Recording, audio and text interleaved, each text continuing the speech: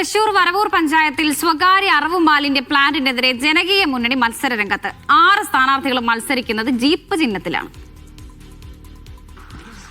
തൃശൂർ വരവൂർ പഞ്ചായത്തിലെ തെരഞ്ഞെടുപ്പ് പ്രചാരണത്തിലാണ് നമ്മൾ ഇപ്പോഴുള്ളത്. ഒരു പ്രബല മുന്നണികളുടെ തെരഞ്ഞെടുപ്പ് പ്രചാരണമല്ല നമ്മൾ കാണുന്നത്. ഇവിടെ ഉള്ള ഒരു കോഴി മാലിന്യ സംസ്കരണ പ്ലാന്റിനെതിരെ നാട്ടുകാർ സംഘടിച്ചിട്ടുള്ള ജനകീയ മുന്നണിയുടെ സ്ഥാനാർത്ഥികളാണ് ഇവിടെ പ്രചാരണം നടത്തുന്നത്. ഈ പ്ലാന്റ് ഇവിടെ വരുന്നതിനെതിരെ ഏതാണ്ട് 6 സ്ഥാനാർത്ഥികളെയാണ് ഈ ജനകീയ മുന്നണി നിർത്തിയിട്ടുള്ളത്. അവരുടെ സ്ഥാനാർത്ഥിയാണ് നമ്മളിപ്പം ഉള്ളത്. എന്താണ് ഈ സ്ഥാനാർത്ഥിത്വം കൊണ്ട് നിങ്ങൾ ഉദ്ദേശിക്കുന്നത്? സ്ഥാനാർത്ഥിത്വം കൊണ്ട് ഉദ്ദേശിക്കുന്നത് നമുക്ക് ഈ മാലിന്യ പ്ലാന്റ് ഇവിടെ നിന്ന് പോകണം. അതാണ് ഏറ്റവും വലിയ കാര്യം.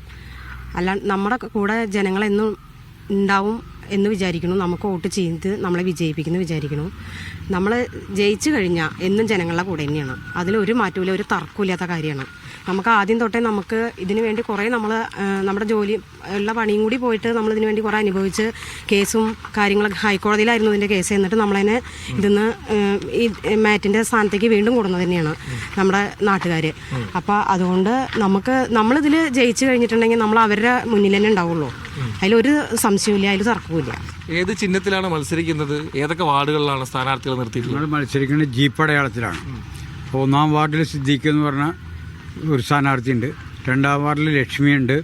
3-ാം വാർഡിൽ സിയു അബൂബക്കർ, ഞാനുണ്ട്. 13-ാം വാർഡിൽ ടീച്ചറുണ്ട്. 14-ാം വാർഡിലുണ്ട്.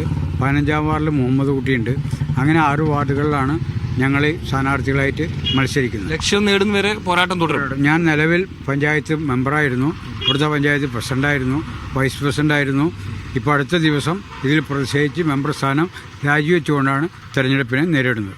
എന്തായാലും വലിയൊരു പ്രതിഷേധം ഇവർക്കുണ്ട്. ഈ പ്ലാന്റ് ഇവിടെ നിന്ന് മാറ്റുന്നത് വരെ പോരാട്ടം തുടരുമെന്നാണ് ജനകീയ മുന്നണി പറയുന്നത്. അനീഷ് കാഞ്ഞങ്ങാടിനൊപ്പം തൃശൂർ വരവൂരിൽ നിന്നും നടരാജ് പരശുറാം, മീഡിയ 1.